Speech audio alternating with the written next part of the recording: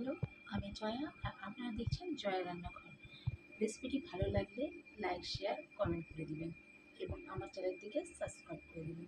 চলুন রেসিপিটি স্টার্ট করা যাক।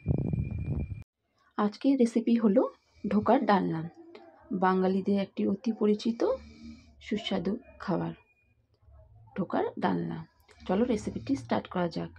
এর জন্য লাগবে 250 গ্রাম ছোলার ডাল, যেটিকে 2 ঘন্টার জন্য ভিজিয়ে রেখেছি, একটি বড় সাইজের টমেটো, 3টি লঙ্কা, কয়েক টুকরো আদা এবং একটি বড় সাইজের আলুকে ছুলে নিয়ে টুকরো টুকরো করে কেটে নিয়েছি।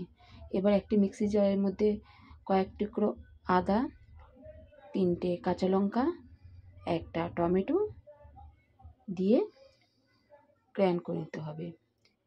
এরপর ওই মিক্সি জারের মধ্যেই ছোলা ভিজা, শুকনো লঙ্কা বাটা, আদার টুকরো, কাঁচা লঙ্কা এবং সামান্য জিরে এবং স্বাদ মতো লবণ দিয়ে বেটে নিতে হবে। এবার একটি কড়াইয়ের মধ্যে সামান্য সর্ষের তেল দিয়ে সামান্য জিরে ফোড়ন দিয়ে ভালো মতো নেড়ে চেড়ে ওর মধ্যে আগে থেকে বেটে রাখা ছোলার ডালের বাটাটিকে দিয়ে দিতে হবে। এবার 2 মিনিটের মতো ভালো করে নেড়ে চেড়ে এটিকে শুকিয়ে ফেলতে হবে। জল শুকিয়ে গেলে এটি একটি ডোয়ের আকার নিবে, তখন গ্যাস বন্ধ করে এটিকে নামিয়ে নিতে হবে। দেখো, ডোটি প্রায় শুকিয়ে গেছে, দলা পেকে যাচ্ছে। এই মতো অবস্থায় এটিকে নামিয়ে ফেলতে হবে। এবার যে থালায় ডোটি সেট করা হবে সেখানে আগে থেকে 1 চামচ ঘি মাখিয়ে নিলাম, তোমরা চাইলে সাদা তেলও মাখিয়ে নিতে পারো। এবার ওটার মধ্যে গরম অবস্থাতেই হাতে ছোঁয়া যায় এরকম অবস্থায় দেখো যেভাবে চাপা দিয়ে ভালোভাবে প্লেন করে নিচ্ছি। এবার একটি ছুরির সাহায্যে এটিকে প্রথমে লম্বা লম্বা, তারপর আড়াআড়িভাবে কেটে নিচ্ছি, যাতে টুকরোগুলি ডায়মন্ড আকারে হয়। তোমরা চাইলে যে কোনো আকারে কেটে নিতে পারো। দেখো কি সুন্দর হয়েছে টুকরোগুলি।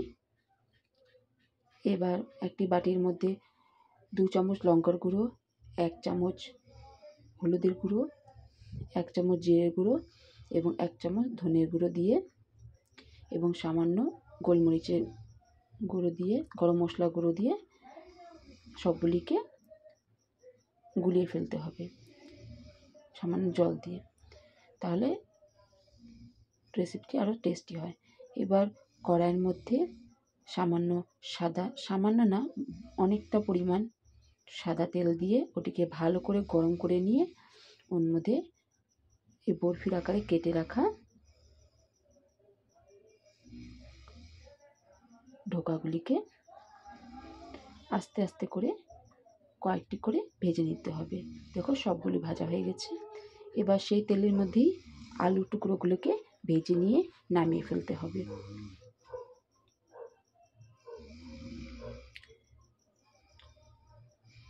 ডালের বরফিগুলিকে খুব আস্তে আস্তে ভাজবে যাতে ভেঙে না যায়। এবার তেলের মধ্যে ফোড়ন দিতে হবে, একটা শুকনো লঙ্কা, একটা তেজপাতা এবং 2 টুকরো এলাচ আর গোলমরিচ, দারচিনি।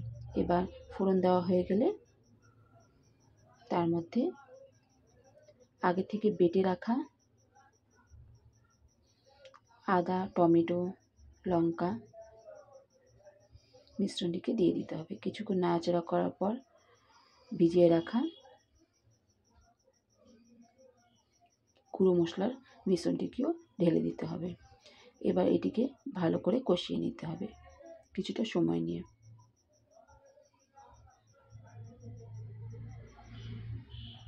এবার স্বাদ মতো লবণ দিয়ে দিতে হবে। ভালো মতন কষানোর পর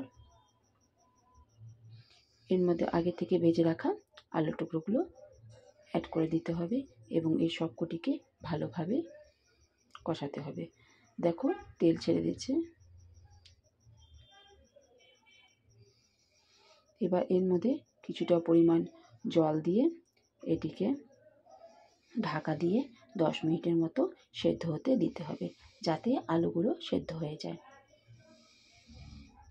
এবার ঢাকা সরিয়ে দেখো অনেকটা সেদ্ধ হয়ে গেছে।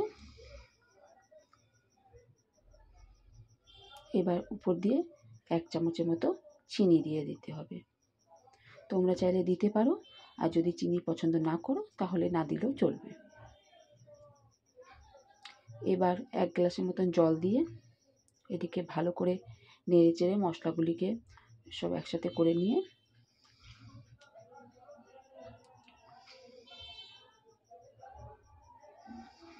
ধোকাগুলিকে আস্তে আস্তে ঝোলের মধ্যে ছেড়ে দিতে হবে। দেখো সবগুলো ছেড়ে দিয়েছি। এই মতো অবস্থায় এটিকে সেদ্ধ হতে দিতে হবে। 10 মিনিটের পর জল শুকিয়ে গেলে দেখো রেসিপিটি তৈরি হয়ে গেছে। কি সুন্দর লাগছে দেখতে। তোমরা বানিয়ে খেয়ে দেখো।